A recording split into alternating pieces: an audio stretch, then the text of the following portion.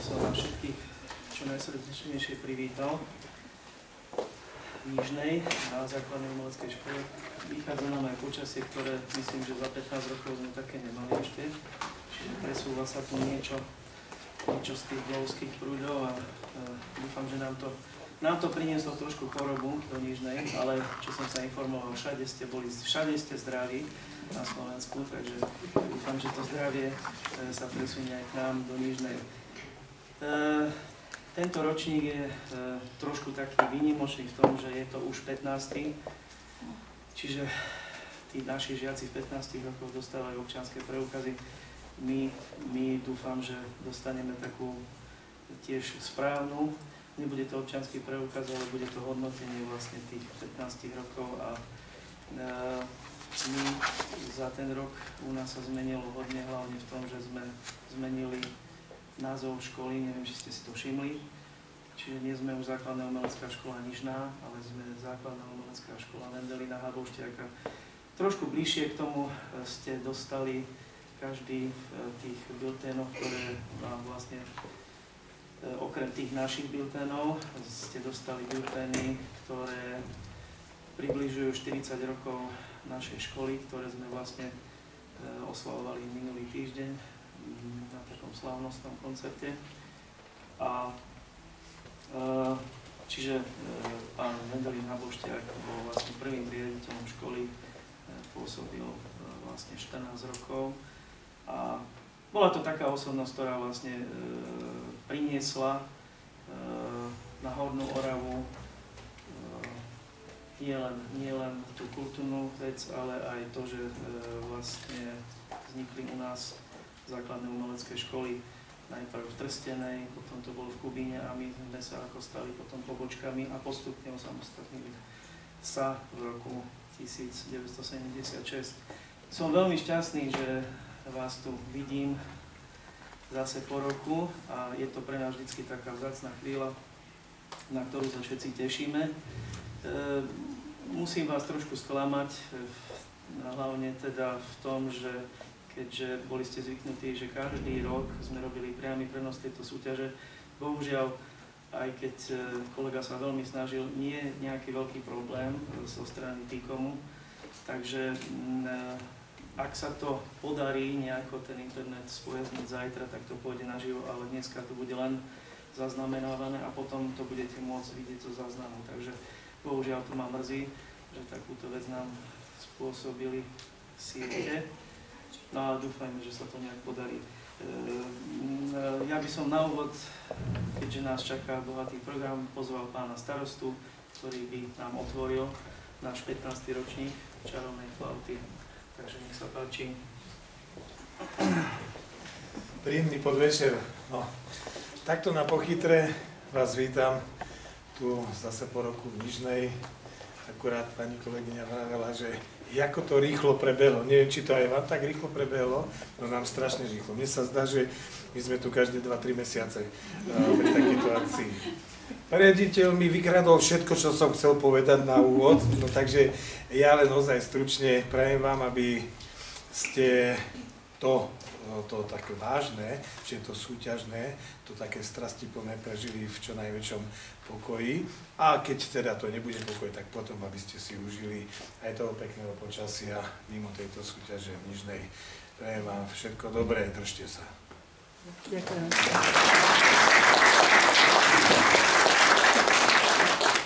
Ďakujem pánovi starostovi. No a teraz hlavne, čo je najdôležitejšie vždy na každej súťaži, tak to je naša ctená porota. Dneska to bude trošku také oklieštené, lebo náš pán porodca, ktorý teda mal tu sedieť z rodinných dôvodov, príde až zajtra. Čiže dneska vlastne pôjdeme na 4 porodcov. Z Bystrice z konzervatória je to Tomko Prievalský. Z Bratislavy z konzervatória Katka Rehaková. Takisto z Bratislavy náš nestor, dá sa povedať, Peter Drlička. No a samozrejme, ako každý rok táto porota má svojho predsedu. Dneska som veľmi rád, že túto tejto roli sa ujala Milatka Hrianková.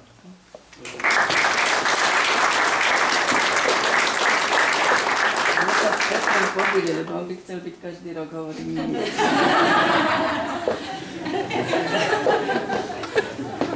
Takže neostáva, okrem tých takých ostatných vecí, dúfam, že budete spokojní samozrejme s ubytovaním, so všetkým, čo tu bude. Ak by náhodou sa vyskytli nejaké také problémy, keď treba prísť za mnou, ale ja dúfam, že my sa snažíme všetko urobiť ozaj zo srdca pre vás. Takže ak niečo môže sa stať, hej, tak ako budem rád, keď sa mi to dostane do uší. Tu, keď sme ešte. Takže ja prajem hlavne všetkým tým našim mladým umelcom, aby sa im darilo počas týchto 3 dní, aby sme ozaj zajtra večer vyhodnotili zobcové flauty veľmi úspešné a budeme mať, neviem, či ste sa dočítali, aj taký pekný koncert milý.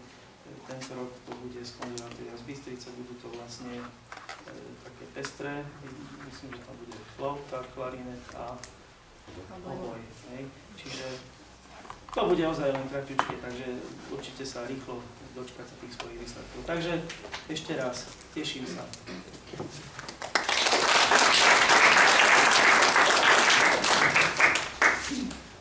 A zabudol som ešte. Tajomničkou vlastne dneska bude Zuzka Žuchová, kde vlastne treba u nej ohlásiť všetky zmeny, ako náhle ešte budú. Viem, že už sú nahlásené, ale ak by, tak preci. Dobre, ďakujem.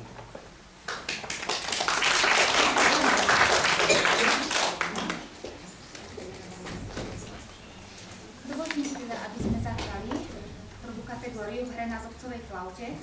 Ako prvá sa predstaví Barbora Barčáková. Nech sa páči.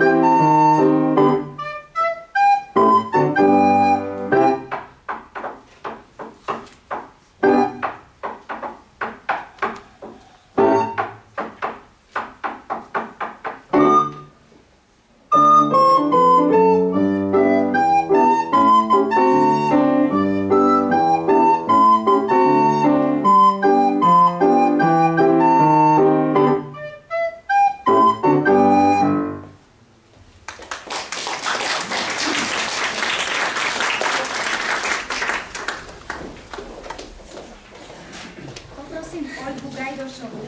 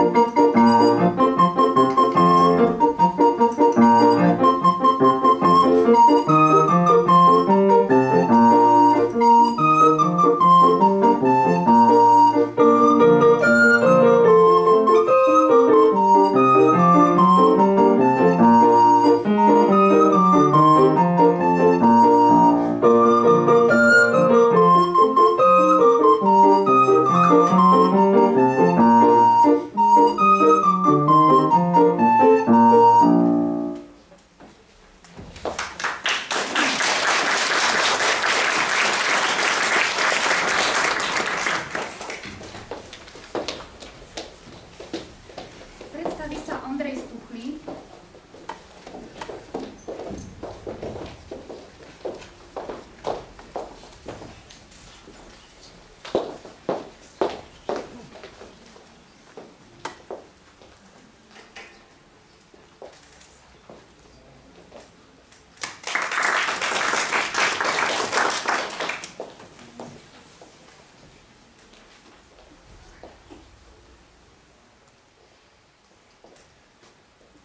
Thank